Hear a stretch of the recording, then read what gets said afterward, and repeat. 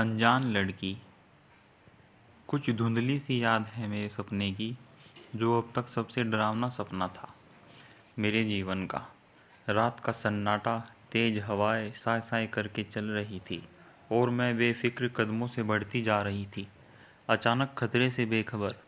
अचानक चलते चलते मेरे कदम रुक गए, क्योंकि मेरे सामने सफ़ेद कपड़ों में एक 15-16 साल की लड़की खड़ी थी। वो कुछ अलग सी लग रही थी। रूखे रूखे से बाल, आंखें अंदर को धसी हुई, शरीर पर मांस का खून का कोई नाम नहीं। इतनी दुबली कि जरा सी हवा चले तो उड़ जाए। पहले उसे देखकर मुझे थोड़ा थोड़ा डर लगा और सोचा कि इतनी सुनसान रात में इतनी छोटी लड़की यहाँ क्या कर रही है। लेकिन मैंने थोड़ी सी हिम्मत दिखाई और उससे पूछा कि तुम इतनी रात को यहाँ क्या कर रही हो, और तुम्हारे मम्मी पापा कहाँ हैं। इतनी बात सुनकर लड़की रोने लगी और कहने लगी, मैं बहुत मुसीबत में हूँ, मुझे आपकी मदद चाहिए और मेरे मम्मी पापा अब इस दुनिया में नहीं हैं। मुझे उसकी बात सुनकर उस पर दया आ गई। तुम्हारा घर कहाँ है? मैंने उस लड़की से पूछा। उसने पहाड़ी की ओर इशारा करके कहा, मेरा घर उस पहाड़ी के पीछे गांव में है। और वो छोटे बच्चे के जैसे मेरा हाथ पकड़कर चलने लगी। कुछ दूर चलने के बाद उसका गांव आ गया। पूरा गांव शांत था, जैसे यहाँ कुछ हुआ हो, और सब मुझे हैरान होकर देख रहे थे। एक औरत मेरे पास आकर बोली, बेटी इस गांव में तुम क्यों आई हो? यहाँ तो कोई भी नहीं आता है।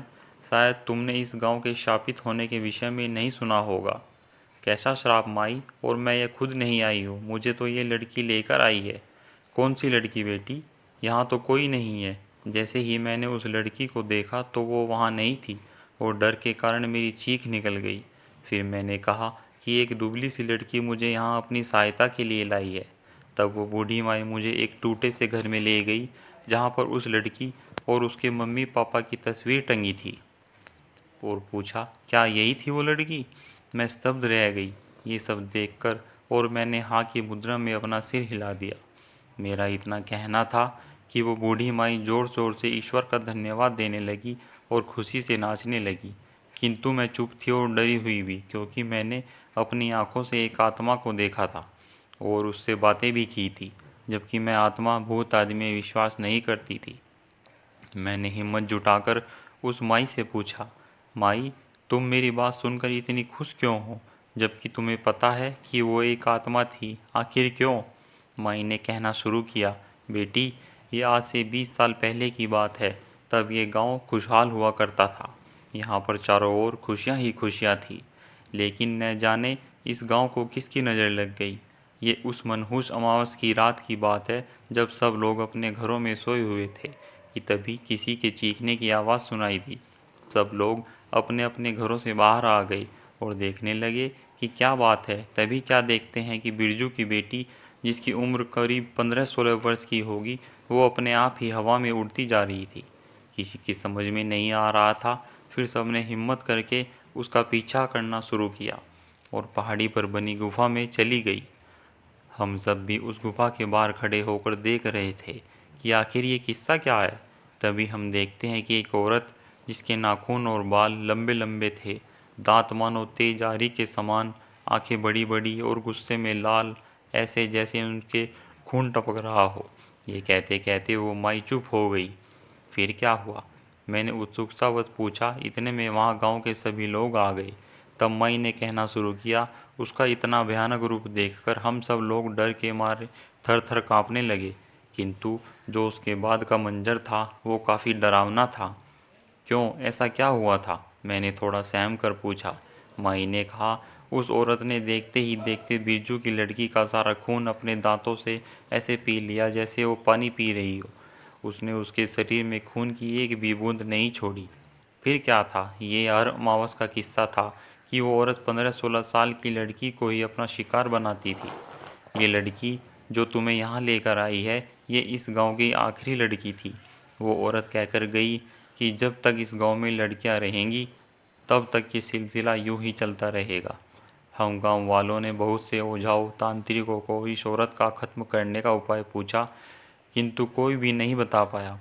एक रात हमारे गांव में एक साधारण से दिखने वाले एक साधु आए और हम सबके उदास चेहरे देखकर हमारे दुख का कारण पूछने लगे।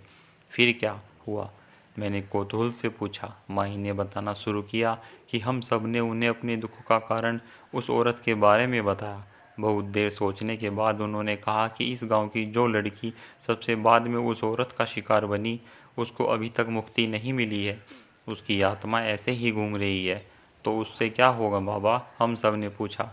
बाबा ने बताया कि जिस दिन उसकी आत्मा जिस औरत को दिखाई देगी, जो रोहिणी नक्षत्र में जन्मी होगी और जिसका जन्म अमावस्या को हुआ होगा, वो उसे अपनी मदद के लिए इस गांव तक लेकर आएगी। वही औरत उस चुड़ैल को समाप्त कर सकती है। लेकिन मैं कैसे उसका अंत कर सकती हूँ? मैंने कांपते हुए पूछा। तब माई ने हंसते हुए कहा, तू फिक्र क्यों करती है? हम सब हैं ना तेरे साथ। और उस साधु बाबा ने उस औरत को मारने का उपाय भी बताया था। क्या है वो उपाय? जल्दी बताओ। माई ने बताया कि जब तुम उस औरत के पास जाओ तो पहले वो तुम्हें मारने की कोशिश करेगी, लेकिन तुम्हें घबराना नहीं है। बस तुम्हें उसके दाएं हाथ की तर्जनी उंगली का नाखून तोड़ देना है और वो औरत वहीं धराशायी हो जाएगी। इसमें तो बहुत खतरा है ना? बाबा, मुझे तो डर लगता है, मैं नहीं जाऊंगी, मैंने डरते हुए कहा। तभी सभी लोग मुझसे प्रार्थना करने लगे कि हमारी बेटियों को सिर्फ आप ही बचा सकती हैं। आज तो इस गांव की ही समस्या है, आने वाले समय में ये पूरे देश की समस्या हो जाएगी। तब बताओ लड़कियां कहाँ से आएंगी? उनकी बातें सुनकर मेरा मनोबल बढ़ गया और मैं उस गुफा में जाने के लिए तैयार हो गई। पूरे मेरे साथ पूरा गांव चला। जैसे ही मैं गुफा के पास पहुंची तो दिल को दहलाने वाली एक भयंकर आवाज़ हुई और देखते ही देखते मेरे सामने एक भयावह स्त्री खड़ी हो गई, उससे भी भयानक जो उस माई ने बताई थी। मैं अंदर तक कांप रही थी। मुझे देखते ही उस औरत ने मुझ पर हमला किया। किसी तरह मैं उससे बची हुई उससे मुझे अपनी मुट्ठी में उठा लिया। मैंने भी अवसर का लाभ उठाया और उसका तर्जनी उंगली का नाखून तोड़ दिया। नाखून टूटते ही वो औरत ज़मीन पर धराशायी हो गई और सबने मुझे कंधे पर बैठा लिया। उसी समय मेरी आँख खुली और मैं सोचने लगी इस सपने के विषय में कि आखिर इसका अर्थ क्या है। फिर मुझे समझ में आया कि आज के परिवेश में औरत ही औरत की दुश्मन है। वो उसे आगे बढ़ने नहीं देना चाहती और अपनी ही जाति पर प्रहार करती है। जैसे कि वो औरत जो लड़कियों को उस गुफा में ले जाती थी। उस गुफा से तात्पर्य है भ्रूण हत्या, जिसमें कन्या भ्रूण को नोचकर गर्भ से बाहर निकाला जाता है। और उस औरत के नाखून है वो औजार जिनसे इस कुकृत्य को अंजाम दिया जाता है।